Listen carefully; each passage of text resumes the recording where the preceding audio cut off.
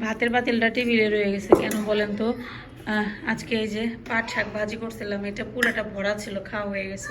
পাট শাক ভাজি সবারই অনেক পছন্দ, আর এটা আর থাকে না, রাতের জন্য একবেলায় শেষ হয়ে যায়। অনেকটা করছিলাম, শেষ হয়ে গেছে। তো এখন রাতের জন্য ভাত রান্না করবো। দেখেন চামচ পাতিলে আছে। ওই যে ছেলে মানুষ খাইছে, আমি আগে খেয়ে ফেলছি, সারবাবু সবসময় পরে খাই। উনি 3টার সময় খায়, আমি আবার 1টা 2টার দিকে খেয়ে ফেলি। তো ওনার জন্য আর বসে থাকি না, কারণ ওনার খাইতে দেরি হয়। তো উনি তো পরে খায়, যার কারণে এই অবস্থায় যে শাক এইটুকু রয়েছে পাতিলের মধ্যে, চামচ এখনও রয়ে গেছে। এখন হচ্ছে ভাত বসাই দিব।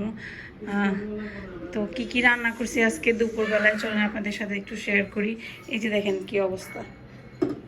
অনেকটা সময় আমি আর কি রুমের মধ্যে ছিলাম, রান্নাঘরে আসি নাই। এই যে লেবু মনে হয় অর্ধেক নিচে আর অর্ধেক এখানে রেখে গেছে। আর এই যে করলার অবস্থা দেখেন, এগুলো সব বাচ্চাদের কাজ, আর এটা হচ্ছে বাচ্চাদের বাবার কাজ। এটা এভাবে রাখছে, এখন তেলা পোকায় সেটারে সুন্দর করে সবাই মিলে ভাগাভাগি করে খাইবো, তারপর এটা আমাদের পেটে যাবো হয়তো। রান্না করছিলাম পাট শাক ভাজা, আর তার সাথে করছিলাম পাবদা মাছ দিয়ে সরষে দিয়ে রান্না করছি।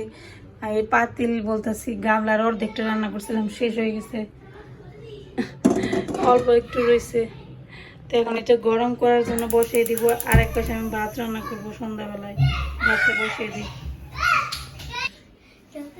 কি খেলতেছ? চোর পুলিশ না, এটাকে হাইড অ্যান্ড সিক বলে, মানে লুকোচুরি খেলা যাকে বলে বাংলায়। টুকি দে, নাহলে তো বুঝবো না। টুকি দে।